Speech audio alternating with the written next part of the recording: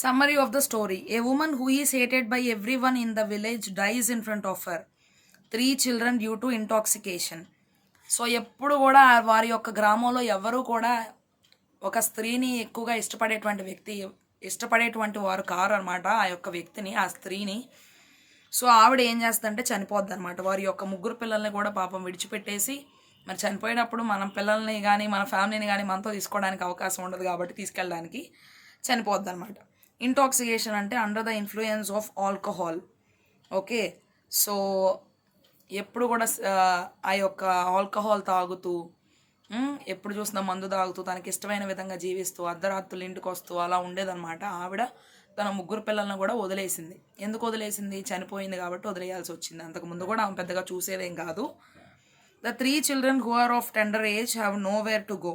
So ఇప్పుడు వాళ్ళు tender అంటే పాపం వాళ్ళు చాలా చిన్న ప్రాయంలో ఉన్నారనమాట. అతి చిన్న ప్రాయంలో ఉన్నటువంటి బిడ్డలు ఇప్పుడు ఎక్కడికి వెళ్ళాలో కూడా అర్థం కాని పరిస్థితిలో ఉన్నారు. వాళ్ళకు ఉన్నది వాళ్ళ ఒక్క అమ్మే. ఇప్పుడు వాళ్ళ అమ్మ కూడా చనిపోయింది. ఏం చేయాలో కూడా తెలియని పరిస్థితిలో ఉన్నారు.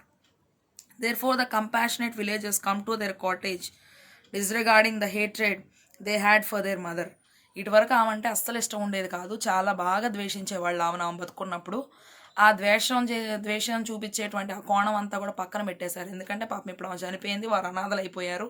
వారి యొక్క బాధ్యతను చూడాలి కాబట్టి కనికరం కలిగినటువంటి ఆ యొక్క గ్రామస్తులందరూ కూడా వీరి యొక్క బాధ్యతను చూడాలి అని చెప్పి ఆ యొక్క ఇంటికి వచ్చారు. Jones the farmer adopts the eldest child John. Okay, so Jones అనేటువంటి ఒక రైతు ఏం చేశాడంటే జాన్ని తీసుకున్నాడు. ఇతన్ని నేను తీసుకుంటే నాకు చక్క వ్యవసాయంలో ఉపయోగపడతాడు, నేను అతను పోషించి నా యొక్క పనికి వినియోగించుకోవచ్చు అని చెప్పి తీసుకున్నాడు అనమాట. And hatred they had for their mother. So Mrs Ellis adopts Kate, thinking that they could be good helping hands in running their farm and household respectively. Ellis అనేటువంటి ఆవిడేమో శ్రీమతి ఎల్లిస్ అనమాట. మిసెస్ అంటే శ్రీమతి కదా.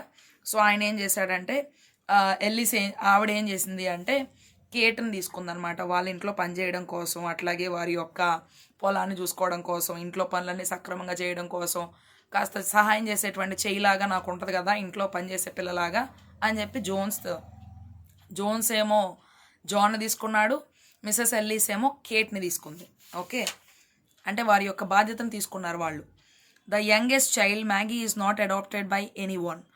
ఈ యొక్క చిన్న పిల్ల అయినటువంటి వారిద్దరికంటే కూడా చిన్నది మ్యాగీ. ఆ మ్యాగీని మాత్రం ఎవరు తీసుకోవడానికి ఇష్టపడట్లేదు. As she is crippled for the life due to spine injury that happen 2 years ago.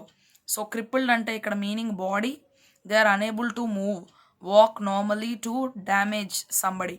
So ఏంటంటే చాలా కష్టంగా ఉందన్నమాట. తనకి నడవటం కూడా చాలా ఇబ్బంది. ఇతరుల సహాయం లేకుండా తను ఏది కూడా చేయలేదు. అలాంటి స్థితిలో ఉన్నటువంటి ఈ అమ్మాయిని ఎవరు తీసుకోవడానికి ఇష్టపడతారు? అలాగే తనకి స్పైన్ ఇంజరీ, వెన్నెముక దగ్గర కాస్త ఇంజురీ అంటే గాయాలైన, మేబీ విరిగిందేమో ఆ వెన్నెముక. పైన ఉన్నటువంటి ఆ రూఫ్ వచ్చి పడేసరికి విరిగింది. Okay, the villagers had brought their discarded clothes. Okay, so వాళ్ళు తీసేసినటువంటి గుడ్డల్లో తీసేసినటువంటి కొన్ని బట్టలను తీసుకొచ్చారు మ్యాగీకి. And but no one shows any interest in her. ఎవరు కూడా తనను తీసుకోవడానికి ఆసక్తిని చూపించలేదు మ్యాగీని తీసుకోవడానికి. As she can be of no use. తీసుకున్న వల్ల ఎలాంటి ఉపయోగం ఉండదు, ఎందుకు ఇంకా తీసుకోవడం అని చెప్పి ఎవరు అసలు ఆ ప్రయత్నం కూడా చేయలేదు. So after much discussion it was decided that she be sent to the poor house where she will be kept clean.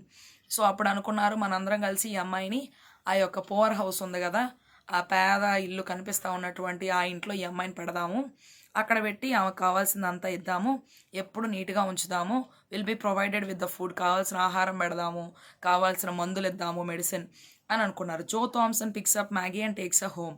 So అలాంటి టైంలో మ్యాగీని వాళ్ళ ఇంటికి తీసుకొచ్చాడు జో థామ్సన్ గారు.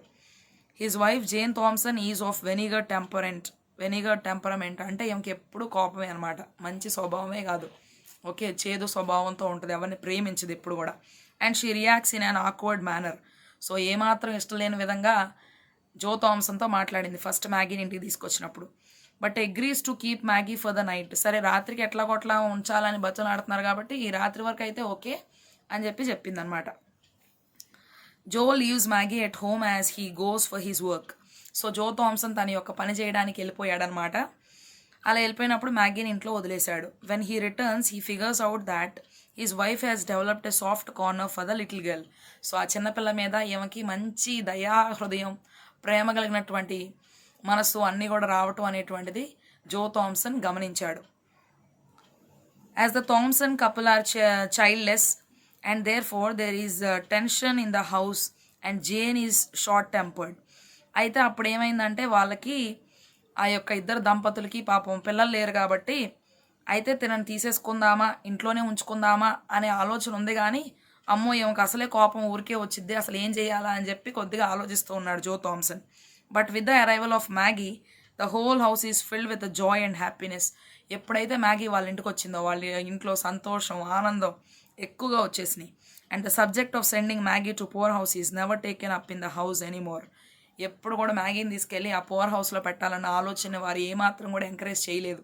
ఎందుకంటే మ్యాగీని అలా తీసుకెళ్ళిపోవడం ఎవరికీ ఇష్టం లేదు. వారిద్దరికీ మ్యాగీని ఇంట్లోనే ఉంచాలన్న ఆలోచన. Maggi is like an angel to this house hold who fill the house with love and Joy.